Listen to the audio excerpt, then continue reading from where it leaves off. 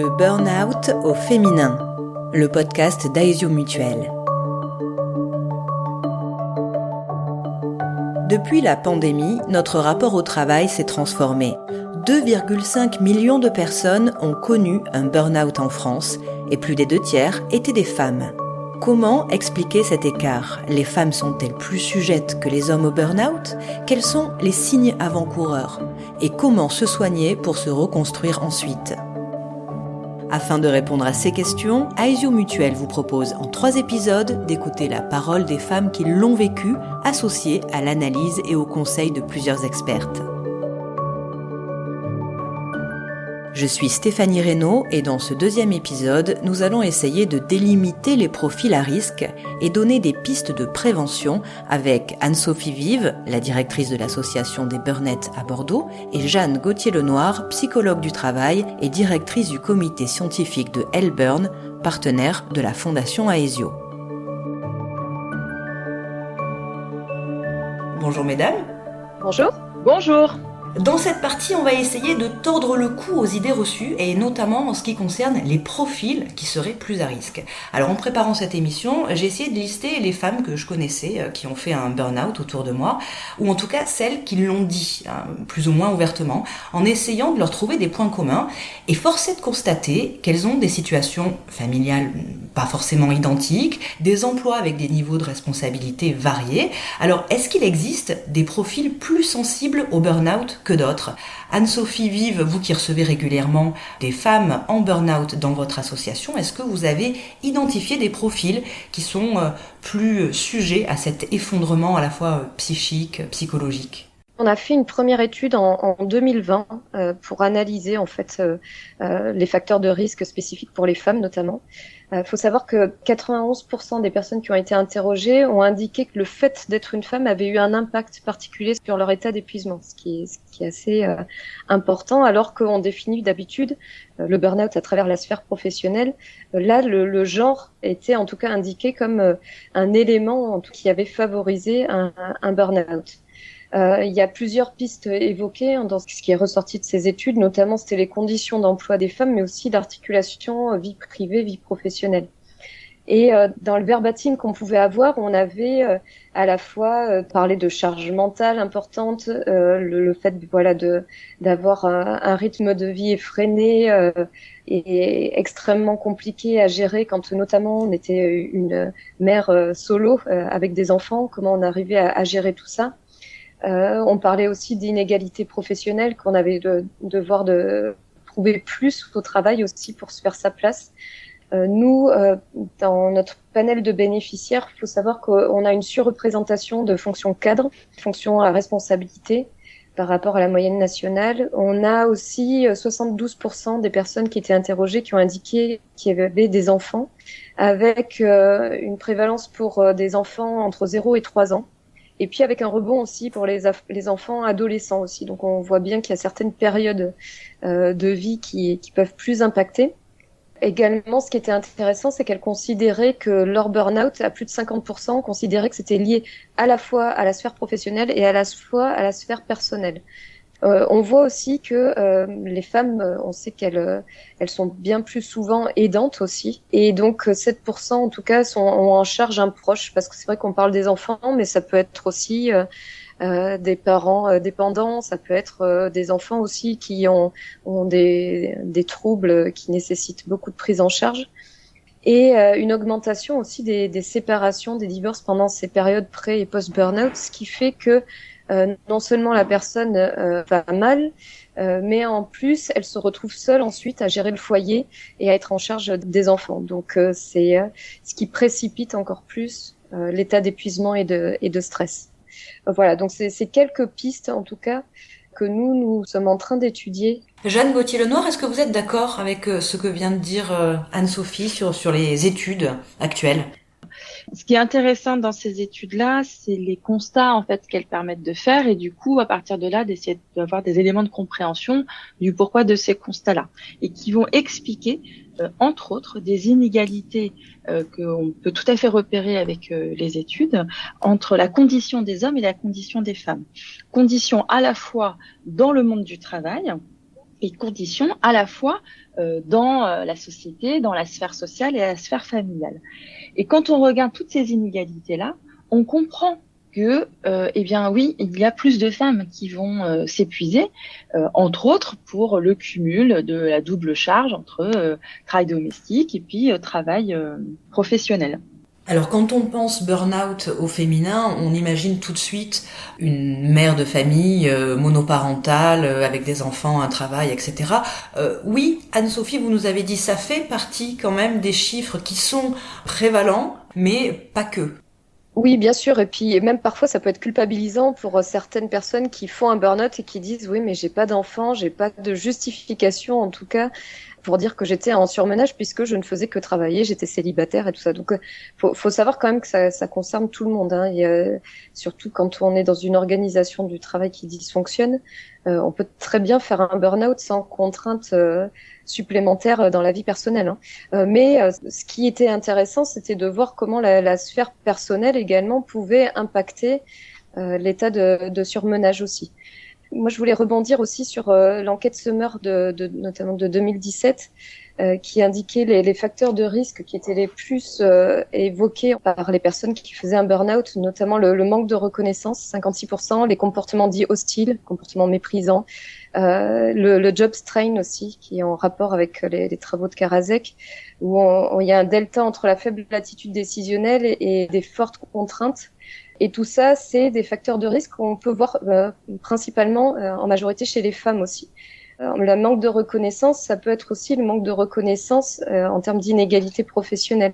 On a encore des écarts de salaire à poste équivalent de un peu moins de 20%.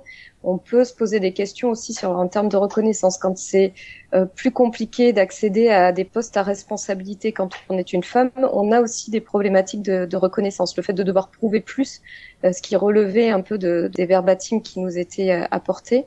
Ça, c'était intéressant. Les comportements dits hostiles, alors ça peut être notamment pour des professions qui font face à du public. On sait que les femmes sont plus exposées dans leur profession au public que les hommes. Il faut savoir qu'en fait, il y a très peu d'emplois mixtes. Il y a beaucoup de métiers à prédominance féminine et de métiers à prédominance masculine.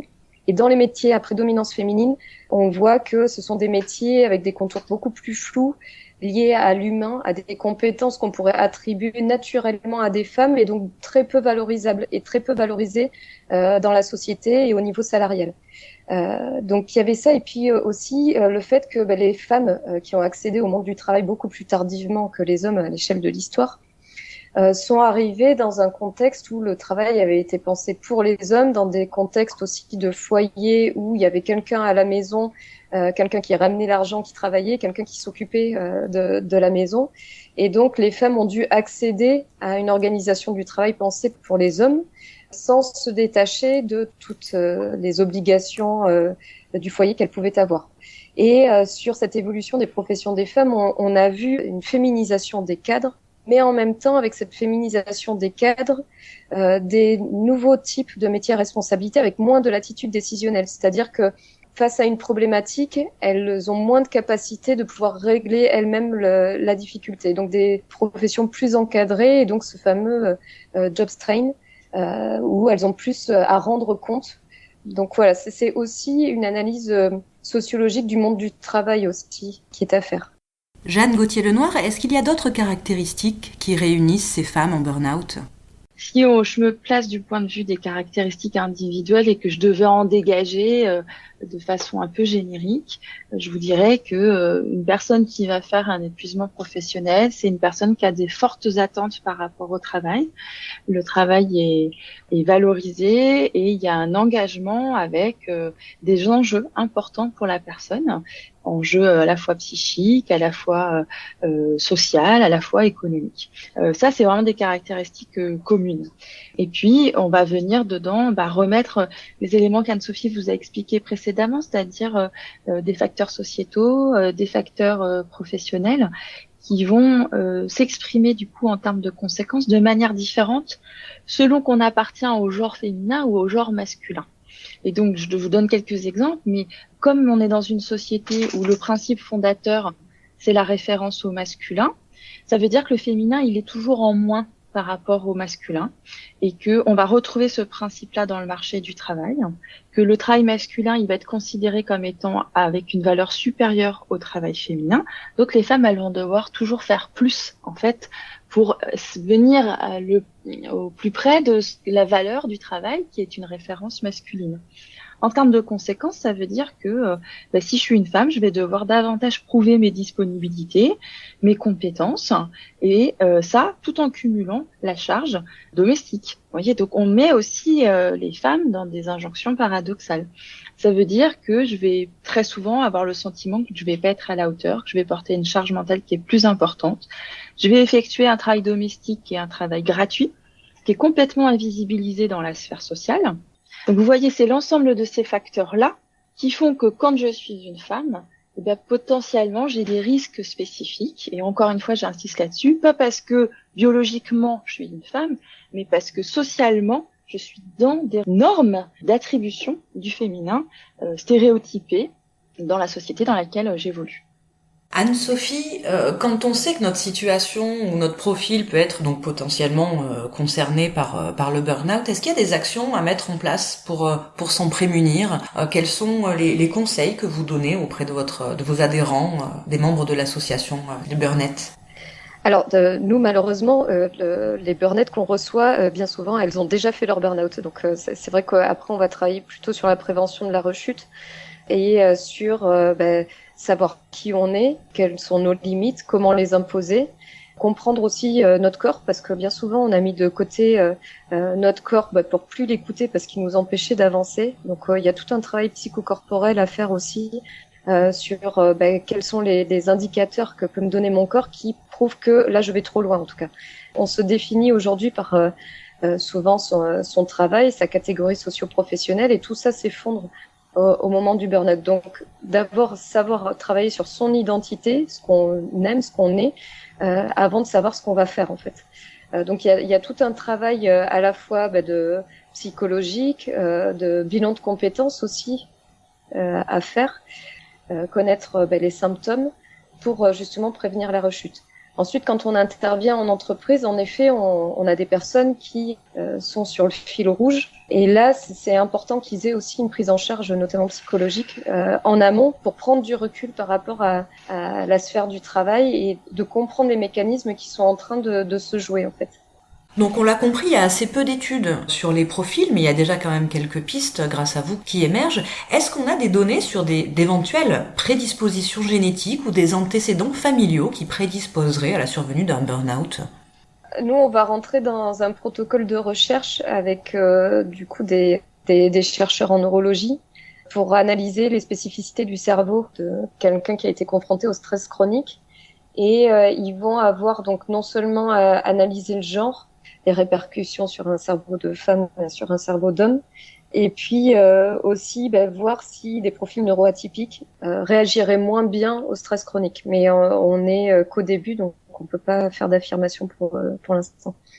On l'a compris avec vos différents témoignages, l'entreprise, la sphère professionnelle, autant que la sphère personnelle, joue un rôle indéniable dans le burn-out. Alors, quelle est la place de l'entreprise? Quel rôle elle peut jouer ou devrait jouer dans la lutte contre le burn-out? Est-ce que c'est à l'échelle des managers, des RH, des collaborateurs? Peut-être quelles sont les bribes de solutions ou en tout cas de prévention qu'on peut mettre en place dans l'entreprise d'après vous? C'est la question de la prévention que vous posez, qui est à la fois une prévention qui doit être collective et individuelle. Et dans l'aspect collectif, on va être sur le plan organisationnel, donc du côté des obligations employeurs. Et ça va se décliner sous forme d'actions de prévention des risques professionnels. En complément de ça, il faut aussi savoir que l'OIT, l'Organisation internationale du travail, définit que le travail doit être adapté à l'homme et non pas l'inverse. Et ce principe-là est un principe fondateur qui doit être appliqué en entreprise. C'est vrai aussi du point de vue salarié, c'est un peu moins connu, mais en tant que salarié, je suis également responsable de ma propre sécurité, de ma propre santé et donc de celle de mes collègues. Pour la question spécifique du burn-out, dans une logique d'égalité femmes-hommes, l'employeur a tout à fait une place à prendre, à savoir de mettre en œuvre des conditions et des mesures qui vont favoriser la conciliation entre vie privée et vie professionnelle. Donc, exemple, la flexibilité des horaires, ne pas mettre des réunions stratégiques à 18 heures à l'heure à laquelle on doit récupérer ses enfants, par exemple. Accompagner la maternité. Donc, ça va être des choses qui paraissent simples, mais qu'on ne voit pas encore de façon systématique dans le monde du travail. Donc, c'est remplacer les congés maternité, aider à la garde aux enfants, informer les pères sur leurs droits sur le congé parental, ne pas survaloriser tout ce qui est présentéisme. Et puis évidemment, œuvrer à une reconnaissance salariale égale entre hommes et femmes. Voilà, tout ça, ce sont des mesures qui vont permettre d'avoir des conditions qui vont éviter la survenue de l'épuisement professionnel sur le plan collectif. Et puis ensuite, on a des mesures qui peuvent être déclinées sur le plan individuel.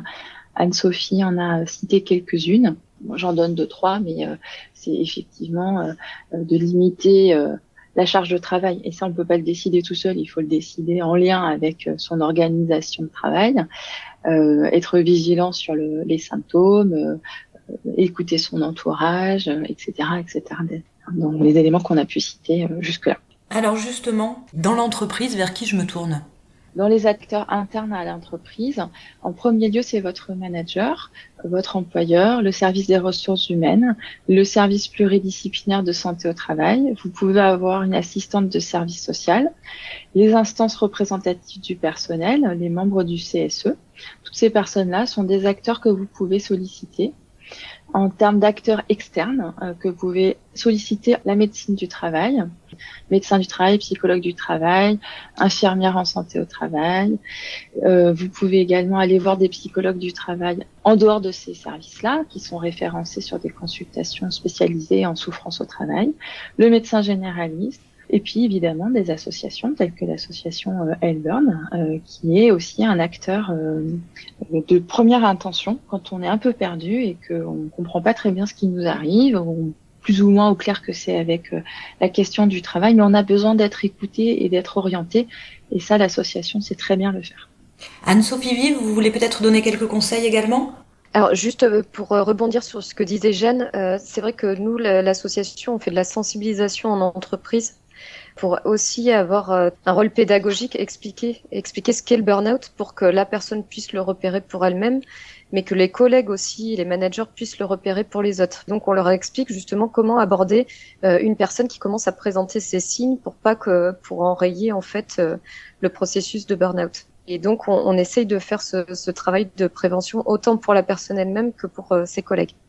Nous, dans l'association, ce qu'on propose aussi, c'est vraiment une démarche pluridisciplinaire. C'est qu'au même endroit, on va orienter à la fois vers des psychologues du travail, on va s'assurer que la personne a bien une prise en charge médicale aussi, parce que parfois, il peut y avoir aussi des antidépresseurs qui sont nécessaires ou des anxiolytiques. Mais aussi, on va avoir une démarche pluridisciplinaire, c'est-à-dire que autant on va permettre aux personnes de voir des avocates pour connaître leurs droits, parce que parfois on connaît même pas les droits, qu'il y a des pauses obligatoires, que l'employeur peut faire ça ou ne peut pas faire ça. Des assistantes sociales aussi pour savoir comment on va sortir de cet emploi quand on est allé trop loin et que ça ne va plus. Quelles sont les possibilités dans l'entreprise ou à l'extérieur de l'entreprise. Donc vraiment une démarche à la fois juridique et sociale pour les aider, pour les sécuriser, parce que bien souvent, elles ont plus la notion rationnelle de leur situation. Elles ont l'impression que si elles se mettent en arrêt, elles vont être à la rue. On essaye de sécuriser en tout cas leur budget pour que derrière, il y ait une acceptation de la prise en charge. Les orienter vers des activités personnelles, que ce soit des activités manuelles, que ce soit des balades, que ce soit du psychocorporel. En tout cas, des choses dont elles peuvent se saisir pour essayer d'avoir cette prise de recul par rapport au travail et de faire que la sphère professionnelle ne prenne plus l'intégralité de leur vie, en fait. Et puis enfin, on va travailler sur la remobilisation professionnelle. On a beaucoup de conséquences post-burnout qu'on peut constater qui posent problème lors du retour à l'emploi, que ce soit à son poste ou dans un autre poste. C'est-à-dire qu'il y a une hyperfatigabilité, bien sûr. La personne a souvent perdu complètement confiance en elle, elle a perdu ses repères. Et puis, il peut y avoir des anxiétés, des phobies, des stress post-traumatiques liés à des éléments du travail. Donc, on a tout un travail avec des professionnels aussi de l'insertion professionnelle parce que le travail va faire intégralement partie de la reconstruction et donc un retour au travail progressif dans des bonnes conditions va permettre à la personne de pouvoir achever sa reconstruction. Merci Anne-Sophie Vive et Jeanne Gauthier-Lenoir pour votre éclairage. Et de reconstruction, il en sera bien entendu question dans le 3e épisode du Burn-out au féminin, avec les témoignages de femmes qui nous expliqueront ce qu'elles ont mis en place pour s'en sortir. C'est la fin de cet épisode, merci de nous avoir écoutés, prenez soin de vous, soyez à l'écoute des autres et n'oubliez pas, c'est le travail qui doit s'adapter aux individus et non l'inverse.